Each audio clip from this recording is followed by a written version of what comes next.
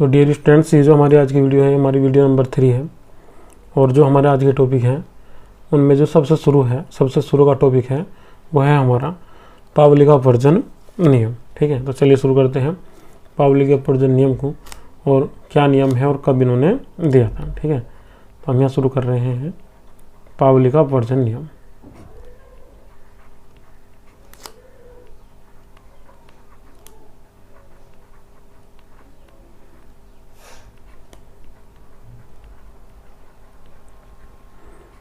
पावली का अपवर्जन नियम है हमारा आज का टॉपिक। ठीक है, तो जो पावली का अपवर्जन नियम जो नियम दिया हुआ है, ये वैज्ञानिक थे पावली जिन्होंने इसे दिया था। और इसमें इन्होंने क्या समझाया था? ठीक है, इन्होंने इसमें क्या समझाया था? इन्होंने इसमें समझाया था कि जो कोई एक परमाणु है और उसमें कोई 2 इलेक्ट्रॉन है, उनकी कभी भी जो चारों क्वांटम संख्याएं हैं उनके मान समान नहीं हो सकते।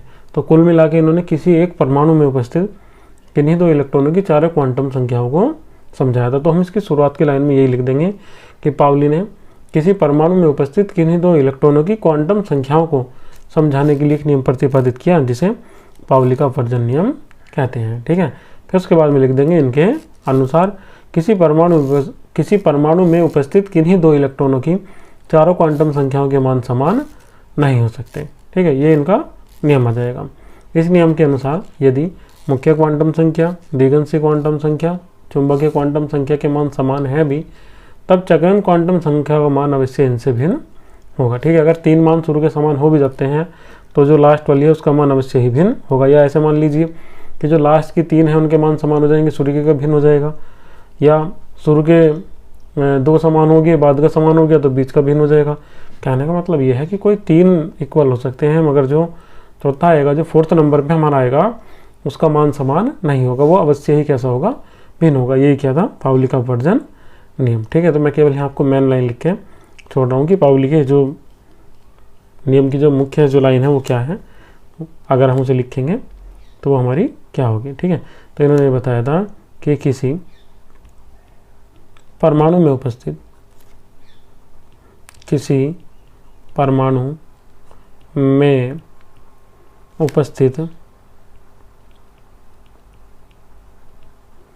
किन्हीं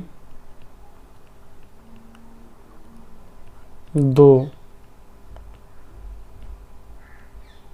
इलेक्ट्रॉनों की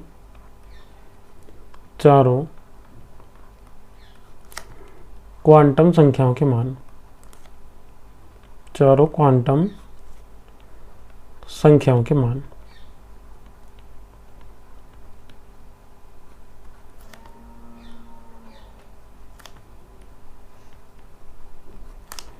समान नहीं हो सकते हैं।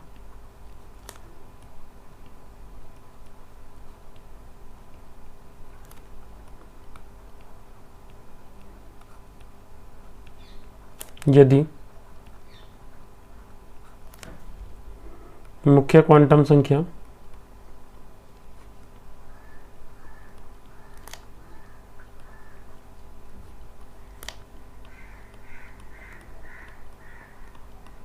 कोमा द्विगंशी क्वांटम संख्या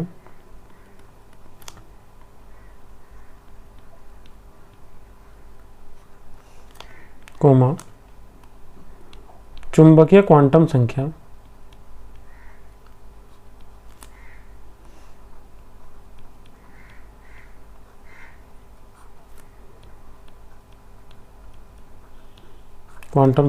के मान समान है भी,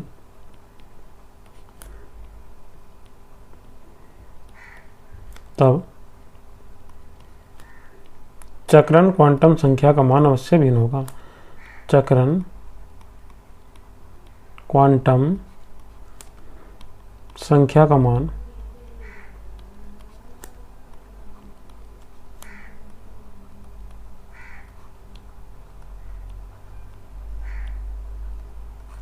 अवश्य भिन्न होगा।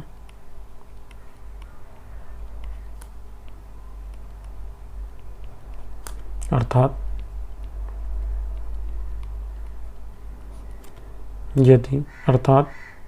यदि किन्हीं 3 क्वांटम संख्याओं के मान 3 क्वांटम संख्याओं के मान समान है भी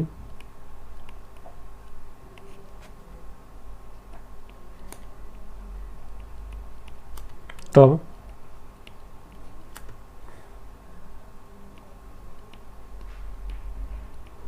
चतुर्थ, ठीक है, यदि किन्हीं 3 क्वांटम संख्या के मान समान है भी तब जो चतुर्थ क्वांटम संख्या होगी, क्वांटम संख्या का मान भिन्न होगा।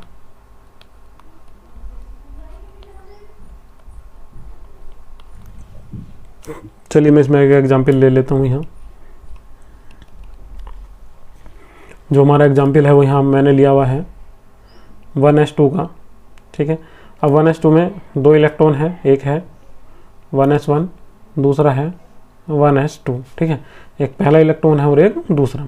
जब प्रथम इलेक्ट्रॉन के लिए हम निकालेंगे 1s1 और 1s2, तो प्रथम इलेक्ट्रॉन के लिए निकाल देंगे तो n का मान कितना आ जाएगा 1, और इसमें भी n का मान कितना आ जाएगा 1।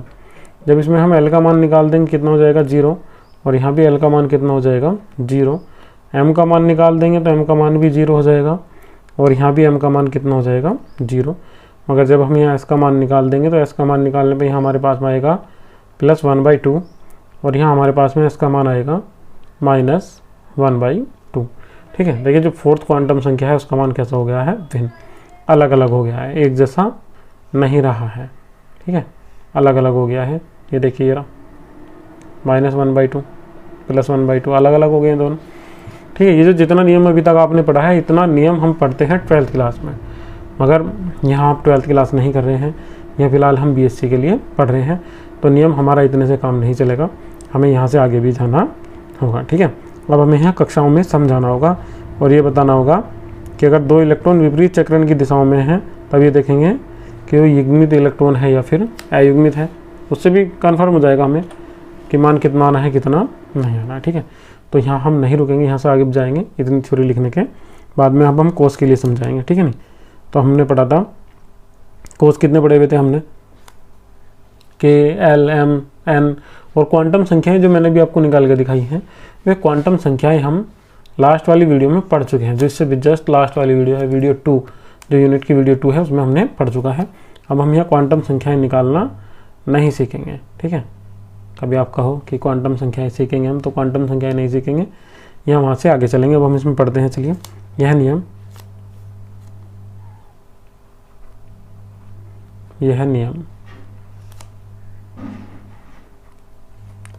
K, L, M, N कक्षाओं में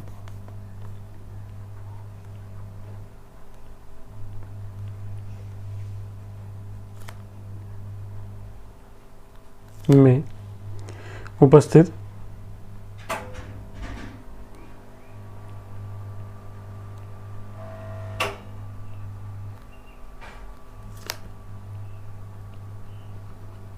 उपकोषों में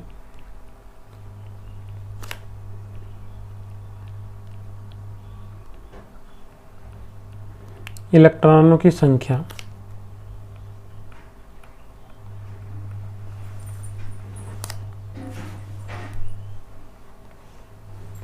ज्ञात करने में भी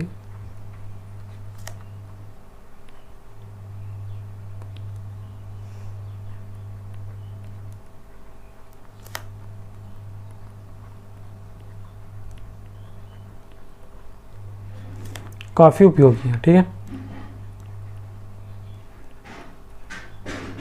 अब हम टेबल बनाना शुरू कर देंगे इसके लिए।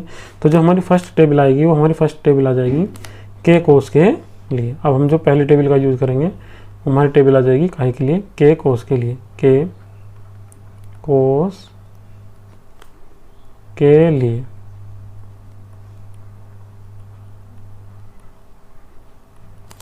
यहाँ पर जो हमने कोस ले रखा है वो कौन सा ले रखा है, के, ठीक है।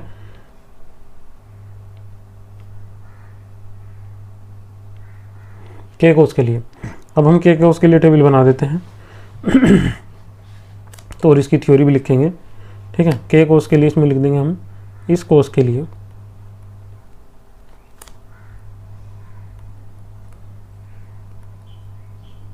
इस कोस में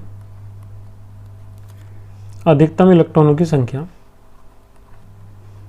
इस कोस में अधिकतम इलेक्ट्रॉनों की संख्या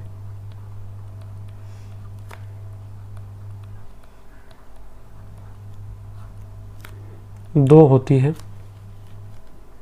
2 होती है, जो 2n² के अनुसार है।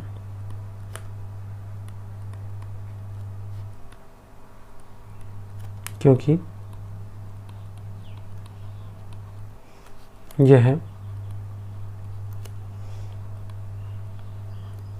प्रथम कोस है,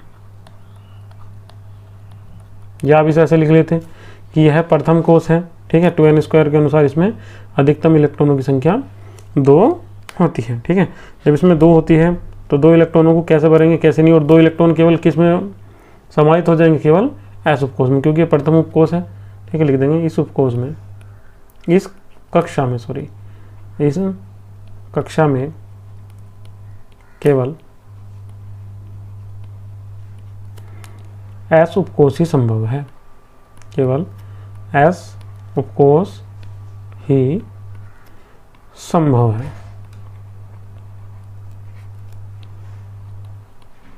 इस कक्षा में केवल और केवल s उपकोष ही संभव है, क्योंकि 2 इलेक्ट्रॉन है, s में ही भर जाएंगे। जब हम इसके लिए टेबल भी बनाएंगे तो यहाँ n का मान कितना आ जाएगा, n का मान आ जाएगा 1, और दूसरे इलेक्ट्रॉन के लिए भी n का मान कितना आ जाएगा 1, और जो l का मान आएगा दोनों के लिए कितना आ जाएगा 0, और यहाँ भी कितना हो जाएगा 0। m का मान निकाल देंगे, वो भी 0 है, m बराबर भी कितना है 0 है, और s का मान पहले के लिए आ जाएगा कितना 1/2, और दूसरे के लिए s का मान आ जाएगा -1/2, ठीक है। ये तो हमारा हो गया है के उपकोष के लिए। अब हम ज्ञात करेंगे इसमें के बाद में हमने कौन सा पढ़ा था, l, ठीक है। अब हम पढ़ेंगे इसे l उपकोष के लिए।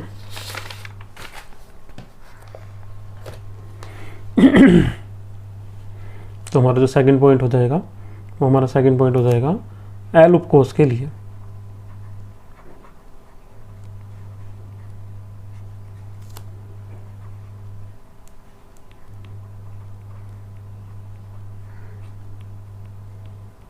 ठीक है, l उपकोष के लिए देखते हैं। जब l उपकोष है तो ये कोष कौन सा होता है 2, ठीक है। लिख देंगे यह द्वितीय कोष है, या यह दूसरा कोष है, ठीक है। यह द्वितीय कोष या कक्षा, ठीक है। कोष लिख लीजिए या कक्षा लिख लीजिए, यह द्वितीय कोष है। इस कोष में 2n² के अनुसार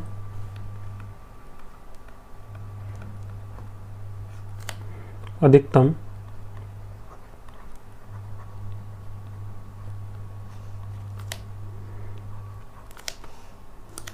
आठ इलेक्ट्रॉन रह सकते हैं।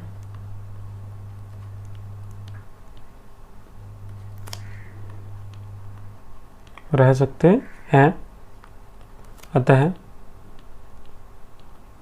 इस कोष में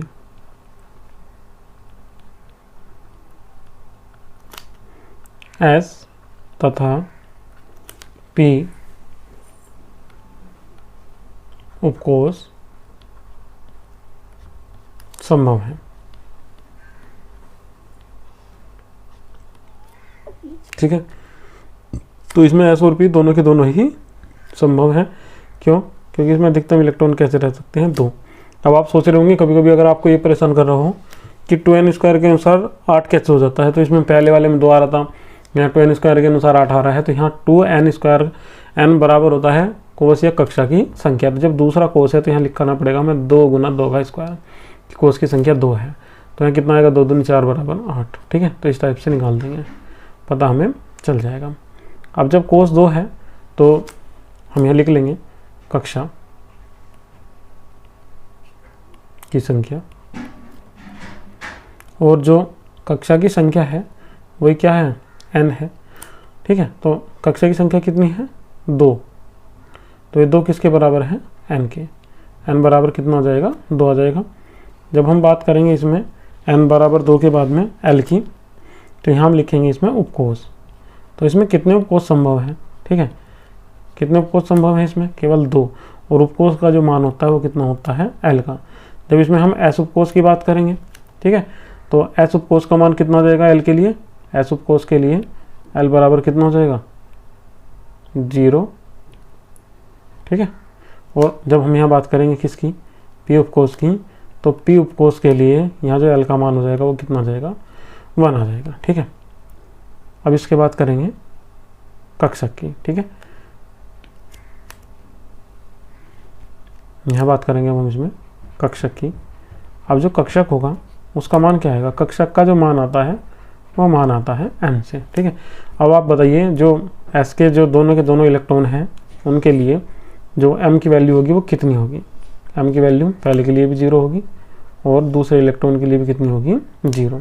यहाँ s के दोनों इलेक्ट्रॉनों के लिए l बराबर कितना होगा, 0, और p के प्रत्येक इलेक्ट्रॉन के लिए, और p में इलेक्ट्रॉन कितने आ जाएंगे, 6, और प्रत्येक इलेक्ट्रॉन के लिए मान कितना आ जाएगा, 1, l बराबर 1, l बराबर 1 और l बराबर 1, 1 2 3 4 5 6। ठीक है, इस टाइप से आ जाएगा। अब इसके बाद में आ जाएगा चक्रण।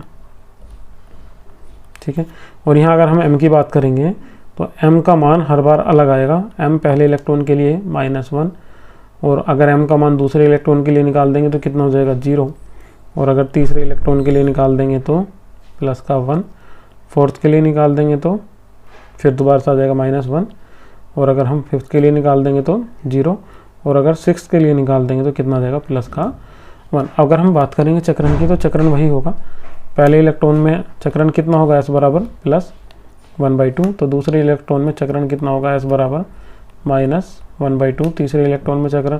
अब p की बात करेंगे, p के 6 इलेक्ट्रॉन है। ठीक है, तो जो पहला इलेक्ट्रॉन होगा, पहले इलेक्ट्रॉन का चक्रण +1/2, और दूसरे इलेक्ट्रॉन का चक्रण भी कितना जाएगा, प्लस का 1/2, और तीसरे इलेक्ट्रॉन का चक्रण भी कितना जाएगा, प्लस का 1/2, और जो बाद के इलेक्ट्रॉन होंगे उनका सबका चक्रण आएगा -1/2, -1/2 और माइनस का 1/2। ठीक है, इस टाइप से आ जाएगा।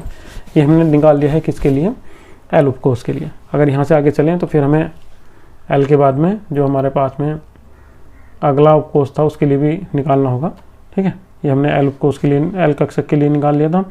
L के बाद में और के लिए भी निकाल सकते हैं, और यहाँ हम एक दूसरी टेबल भी बना सकते हैं, और थोड़ा सा ये भी हम यहाँ समझा सकते हैं। क्या टेबल यहाँ इस टाइप की हम दूसरी कौन सी बना सकते हैं उसे देख लीजिए। तो दूसरी टेबल ये बन सकती है यहाँ कोस,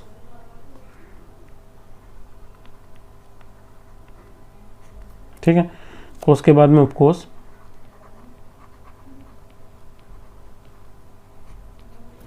और उपकोष के बाद में होता है उपस्थित कुल इलेक्ट्रॉनों की संख्या।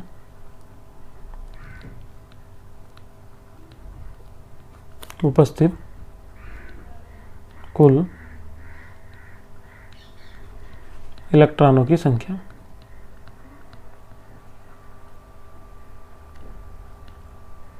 ठीक है, इस टाइप से आ जाएगी। अब हमारे पास में जो n है, p है, d है, f है और g है, उनके लिए बार बार अलग अलग से मान निकाल देंगे। यहाँ मान लगा देंगे किसके लिए, हम n के लिए। यहाँ मान हम किसके लिए लगाएंगे, l के लिए भी याद रखिएगा। ये मान थोड़े से भिन्न भिन्न हो जाएंगे यहाँ से, तो हम थोड़ी सी इसमें टेबल से अपना फिट कर लेते हैं ताकि हमें किसी में कोई डिस्टर्बेंस ना रहे।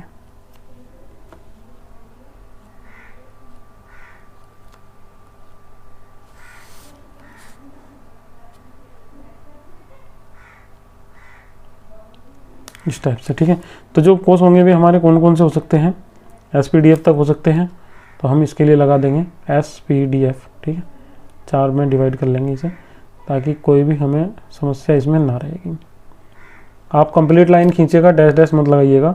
ठीक है, डैश डैश लगाएंगे तो यहाँ मार्कर चलाना इस कंडीशन में इतना संभव नहीं था, इस वजह से मुझे डैश डैश लगाने पड़े।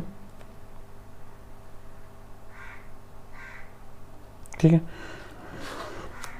चलिए देखते हैं। तो सबसे शुरू में जो आ जाएगा वो आ जाएगा हमारे पास में S, उसके बाद में आ जाएगा P, उसके बाद में आएगा D, उसके बाद में F, और अगर संभव हुआ कभी भविष्य में तो उसके बाद में G। ठीक है, अब ये जो हमारे पास में है, ये हमारे पास में एक टेबल सी बन के आ गई। अगर कोष की संख्या 1 होगी तो उसमें अधिकतम इलेक्ट्रॉन कितने रह सकेंगे, उसमें अधिकतम इलेक्ट्रॉन रह सकेंगे केवल 2, और वे 2 भी किसके अनुसार होंगे, 2n² के अनुसार। 2 गुना 1 का स्क्वायर बराबर 2। तो इसमें केवल S उपकोष ही संभव होगा, SPDF कोई सा भी संभव इसमें से नहीं होगा, सब डॉट डॉट रहेंगे। अगर n बराबर हो जाता है 2 तो अधिकतम इलेक्ट्रॉनों की संख्या आ जाएगी कितनी, 8। ये भी बराबर आ जाएगी 2n² से, 2 गुना 2 का स्क्वायर बराबर 8। तो इसमें S और P दोनों कोष संभव होंगे। अगर यहाँ कोष की संख्या आ जाती है 3 आ जाती है, तो यहाँ 3 का मतलब कितना हो जाएगा, 18, और 18 बराबर हो जाएगा 2 गुना 3 का स्क्वायर। ठीक है, 3 3 9 दूनी 18। जब 18 इलेक्ट्रॉन होंगे तो S, P और D तीनों कोष संभव होंगे। और अगर कोष की संख्या आ जाती है 4 तो कुल इलेक्ट्रॉनों का मान कितना होगा, 32 होगा, और ये होगा 2 गुना 4 का स्क्वायर। ये कोष की संख्याएं लिखी हुई है, देखिए n बराबर ये कोष की संख्या ही है। तो इसमें S, P, D और F, ठीक है, तीनों के तीनों ही संभव होंगे। अगर किसी कारणवश कोष की संख्या आ जाती है 5 तो इसमें 5 में कितना हो जाएगा, यहाँ इलेक्ट्रॉनों की संख्या आ जाएगी 50, बराबर आ जाएगा 2 गुना 5 का स्क्वायर। 5 का स्क्वायर 25 दूनी 50। तो इधर S, P, D, F और G तीनों के तीनों ही संभव होंगे। ठीक है, और मैं यहाँ आपको बता दूँ कि 2 इलेक्ट्रॉन हमने यहाँ दिखाए हैं, तो इलेक्ट्रॉन किस किस टाइप से बटे हुए होंगे। यहाँ जो हमने पहले वाला लिख रखा था, इसमें कितने इलेक्ट्रॉन होंगे, 2। यहाँ इसमें कितने होंगे, 2। P में कितने रहेंगे, 6। इस वाले में S में 2 रहेंगे, P में 6 रहेंगे, और D में 10 रहेंगे। S में 2, P में 6, D में 10, F में 14। और फिर यहाँ से बात करेंगे तो यहाँ 2, यहाँ 6, यहाँ 10, यहाँ 14, ठीक है, और यहाँ इसमें 18। कभी भविष्य में कोई ऐसा तत्व अगर ज्ञात हुआ कि जिसमें 18 इलेक्ट्रॉन हो सकते हैं, ठीक है, उस टाइप से हो जाएगा। ये हमारा ये वाला नियम तो हमारा हो जाता है यहाँ से फिनिश। ठीक है, अब जो अगला नियम होगा वो हम पढ़ेंगे हुंड का नियम, उसे हम पढ़ेंगे अगली वीडियो में। वीडियो अच्छी लगी है तो वीडियो को लाइक कीजिए और चैनल को सब्सक्राइब कीजिए।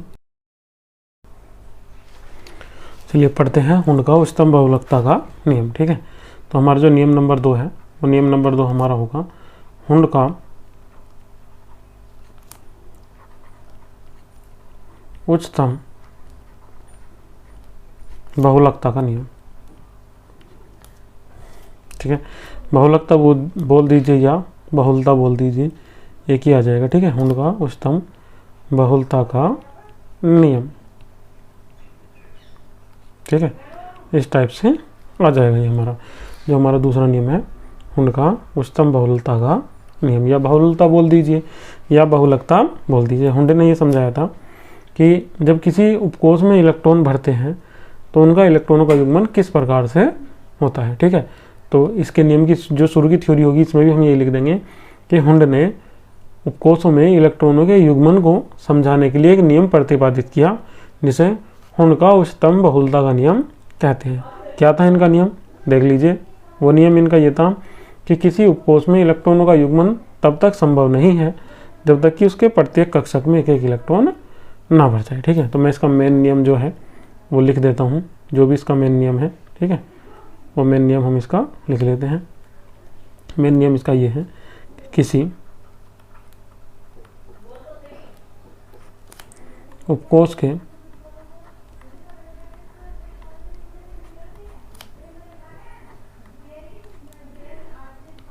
कक्षकों में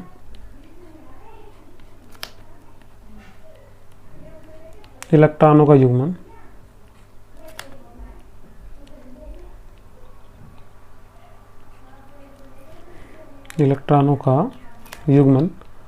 तब तक संभव नहीं है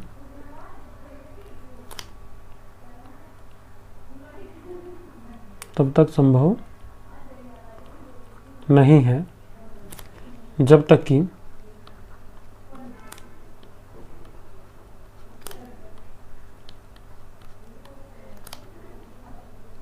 प्रत्येक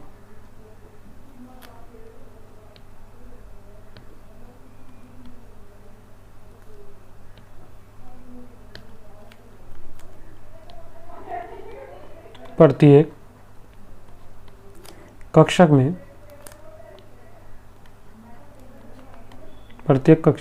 में एक एक इलेक्ट्रॉन न भर जाए।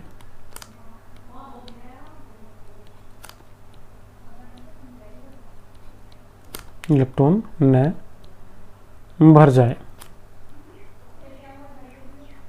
ठीक है, ये इनका नियम था।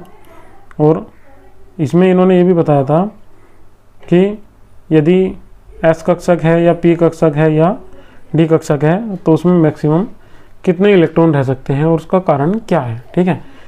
इन्होंने ये भी बताया था कि जो एस कक्षक एस उपकोष होता है, एस उपकोष होता है, इसमें कक्षकों की संख्या कितनी होती है, ठीक है। कक्षकों की संख्या कितनी होती है? कक्षकों की संख्या होती है 1, ठीक है। तो इसमें अधिकतम कितने इलेक्ट्रॉन रह सकते हैं? 2। क्यों? क्योंकि किसी उपकोष के कक्षकों में इलेक्ट्रॉन का युग्मन तब तक संभव नहीं है जब तक कि इसके प्रत्येक कक्षक में एक एक इलेक्ट्रॉन न भर जाए। और अधिकतम जो कक्षक हैं उनमें केवल युग्मन संभव है, 3 इलेक्ट्रॉन नहीं भर सकते, ठीक है। ये भी हुंड के द्वारा ही समझाया गया था। तो यहाँ कक्षक कितना है इसका? 1, तो अधिकतम इलेक्ट्रॉन कितने हो जाएंगे इसके? 2। अगर हम यहाँ बात करते किसकी, उपकोष की, तो कक्षक कितने हो जाते हैं इसमें? 3, ठीक है। अगर आप देखना चाहेंगे तो कक्षक इस टाइप से हम बना के शो करते हैं 1, और इसमें कितने हो जाते हैं यहाँ इसमें 3, 1 2 3। तो इसमें अधिकतम इलेक्ट्रॉन कितने रह सकते थे? सॉरी 6 रहेंगे इसमें, 8 नहीं रहेंगे। अधिकतम इलेक्ट्रॉन कितने रह सकते थे इसमें? 6, ठीक है। तो इसमें जो अधिकतम इलेक्ट्रॉन थे वे कितने रह जाएंगे? इसमें 6 रह जाएंगे। और यहाँ जो डी उपकोष की बात करेंगे तो यहाँ डी उपकोष में जो कक्षक होंगे वे कितने होंगे? 5, और 5 दूनी 10। इसमें 10 इलेक्ट्रॉन विपरीत चक्रण के साथ में रह सकते हैं। अगर एफ की बात करेंगे तो एफ उपकोष में 7 कक्षक संभव होंगे जिनमें 14 इलेक्ट्रॉन रह सकते थे। अगर जी की बात करें, यहाँ कभी भविष्य में कोई ऐसा तत्व ज्ञात हुआ तो यहाँ कक्षकों की संख्या कितनी आ जाएगी? 9, और इसमें अधिकतम 18 इलेक्ट्रॉन रह सकते हैं, ठीक है, थ्योरी है। अब अगर हम बात करें तो इसमें भी हमें एक टेबल बनानी होगी। अगर हम 12th क्लास में होते तो यहाँ तक छोड़ देते जहाँ तक अब हमने किया है, मगर ये यहाँ नियम नहीं छूटेगा, यहाँ से थोड़ा सा बड़ा हो जाएगा। क्यों?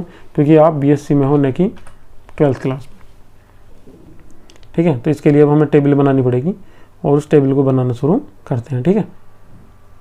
टेबल बना लेंगे। इस टेबल में सबसे पहले तो हमें लेने हैं इसमें परमाणु जो हमारे पास में है, ठीक है। सबसे पहले लिखते हैं परमाणु क्रमांक।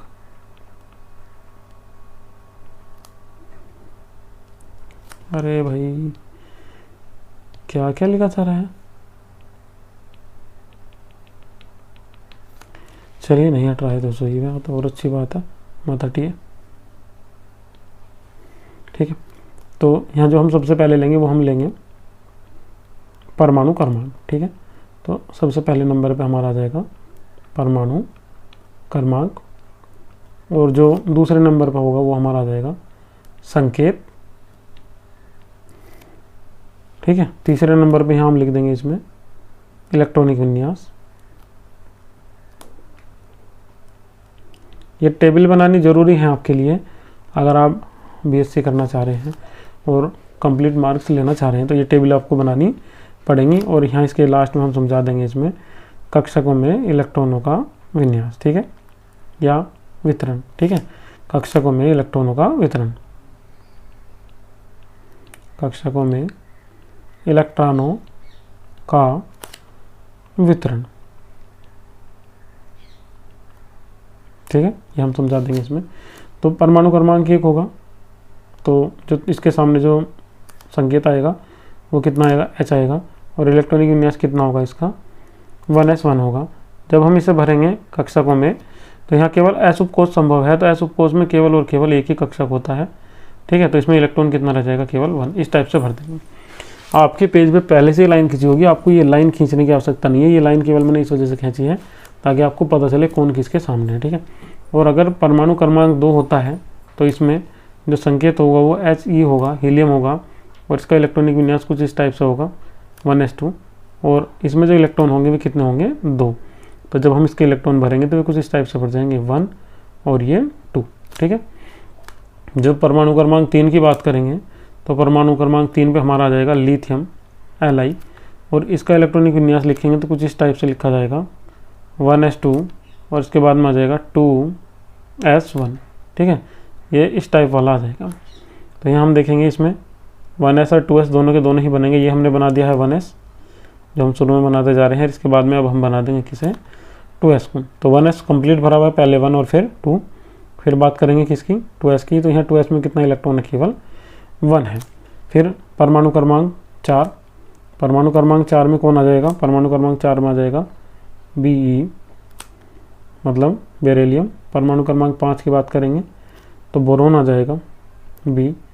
परमाणु क्रमांक 6 की बात करेंगे तो यहाँ हमारे पास में कार्बन आ जाएगा C। परमाणु क्रमांक 7 की बात करेंगे तो यहाँ हमारे पास में नाइट्रोजन आ जाएगा। परमाणु क्रमांक 8 की बात करेंगे तो यहाँ हमारे पास में ऑक्सीजन आ जाएगा। परमाणु क्रमांक 9 की बात करेंगे तो यहाँ हमारे पास में फ्लोरीन आ जाएगा F, ठीक है। तो हम यहाँ देखेंगे इसमें, तो यहाँ हमारे पास में जो B है इसे हम कैसे लिखेंगे, इसे हम ऐसे लिखते थे 1s2, फिर इसके बाद में 2s2, 1s2 2s2, और जब हम इसे भरेंगे तो कुछ इस टाइप से हमारा ये भर जाएगा। 1s में कितने हैं 2 इलेक्ट्रॉन और 2s में कितने हैं 2 इलेक्ट्रॉन, तो 1 और 2 इस टाइप से। B की बात करेंगे तो B का इलेक्ट्रॉनिक विन्यास कुछ जैसे लिखा जाता है यहाँ 1s2, 2s2 और 2p1।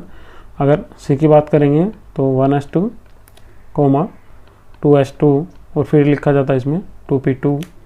N की बात करेंगे तो यहाँ 1s2, 2s2 और 2p3। O की बात करेंगे तो यहाँ लिखा जाता हमारा ये 1s2, 2s2 और 2p4। F की बात करेंगे तो यहाँ लिखा जाता हमारा ये 1s2, 2s2, 2p5। और इनके लिए हमें बार बार हर किसी के लिए क्या बना के दिखाना पड़ेगा, इनके जो हमारे पास में इनके कक्षक हैं, ठीक है। तो यहाँ 1s में कितने हो जाएंगे 2 हो जाएंगे, और बात करेंगे तो 2s में भी कितने हो जाएंगे 2, 1 और 2।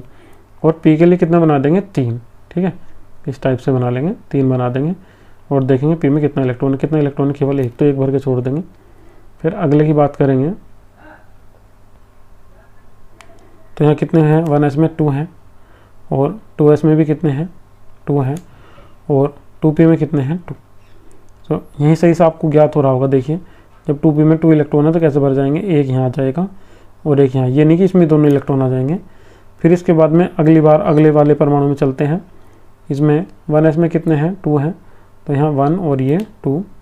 और फिर इसके बाद में 2s में कितने हैं 2, तो यहाँ भी आ जाएगा 1 और 2। और 2p में कितने हैं 3, तो हम इन्हें भी भर देंगे, ठीक है। 2p में जो 3 है हमारे पास में, इन्हें भी भर देंगे 1 2 3। तो कितने इलेक्ट्रॉन इसमें 3 हैं, ये 1, ये 2, ये 3। यहाँ से आ जाइए इसमें, यहाँ कितने हैं हमारे पास में, इसमें 1s में 2 है, कंप्लीट भर जाएगा। 2s में भी कितने हैं 2, पहले 1 फिर दूसरा आ जाएगा 1 2। और यहाँ हमारे पास में कुल इलेक्ट्रॉन p में कितने थे 4 थे, ठीक है। तो हम इन्हें भी भर देंगे यहाँ 1 2 3 और 4th इलेक्ट्रॉन यहाँ जाएगा। जब हमारे पास में ये 5 आ जाएंगे तो इन्हें 5 को भी हम इसी टाइप से भरेंगे। s में 2 हैं, कंप्लीट भर जाएगा। 2s में भी 2 हैं, ये भी कम्प्लीटली भर जाएगा। और जो हमारे पास में ये था 2p, इसमें कितने इलेक्ट्रॉन थे ये हमारे पास में, इसमें थे हमारे पास में 5, तो 1 2 3, ये 4 और ये 5। अगर किसी कारण हमारे पास में यहाँ 10 आ जाता तो यहाँ 10 हमारे पास में आ जाता Ne, और इसका इलेक्ट्रॉनिक विन्यास लिखा जाता कैसे 1s2, 2s2 और 2p6। जब हम इसे भरते थे तो ये हमारे पास में कैसा भर जाता कंप्लीट, ठीक है। यहाँ का आपको चमकेगा नहीं, मेरे पीछे आ रहा होगा जस्ट, तो इसे मैं आपको अगले पेज पे बना के दिखा देता हूँ किस टाइप से भरेगा, ठीक है। तो ये इस टाइप से भरेगा। जब हम इसे बनाएंगे तो जो हमारे पास में S था, S में कितना रह जाएगा, केवल और केवल 2 इलेक्ट्रॉन। और 2s में भी कितने आ जाएंगे, इसमें 2, ये 1s है, फिर इसके बाद में 2s में भी 2 हो जाएंगे। और इसके बाद में आ जाता है 2p। जो 2p था इसमें कितने इलेक्ट्रॉन आ जाते हैं, इसमें भी 6 इलेक्ट्रॉन आ जाते हैं, क्योंकि यहाँ लिखा हुआ था 1s2, 2s2, 2p6, ठीक है। तो 1 2 3 4 5 और ये 6, इस टाइप से आ जाता है। ठीक है, तो ये टेबल बनने के बाद में हमारा जो ये वाला क्वेश्चन था ये भी हमारा कंप्लीट हो जाता। मगर ये जो हमें इलेक्ट्रॉनिक विन्यास दिखाने हैं इसमें, ये हमें केवल 10 तक नहीं छोड़ने हैं। ये 10 तक जो हमने इलेक्ट्रॉनिक विन्यास दिखाए हैं ये हमने दिखाए हैं एस और पी के। अभी हमें डी कक्षकों में इलेक्ट्रॉनों का वितरण भी समझाना होगा। डी कक्षकों में, ठीक है, डी कक्षकों में इलेक्ट्रॉनों का वितरण। ठीक है, अब मैं यहाँ जो आपको समझा रहा हूँ केवल एक का समझा रहा हूँ, नहीं तो ये आपको 1 से लेकर पूरे के पूरे जो 21 से लेकर 30 तक के में समझाने पड़ेंगे, नहीं तो 5 तो समझा दीजिए। ठीक है, 21 है, 22, 23, फिर 24, फिर 25। ठीक है, ये 25 तक समझ लीजिए।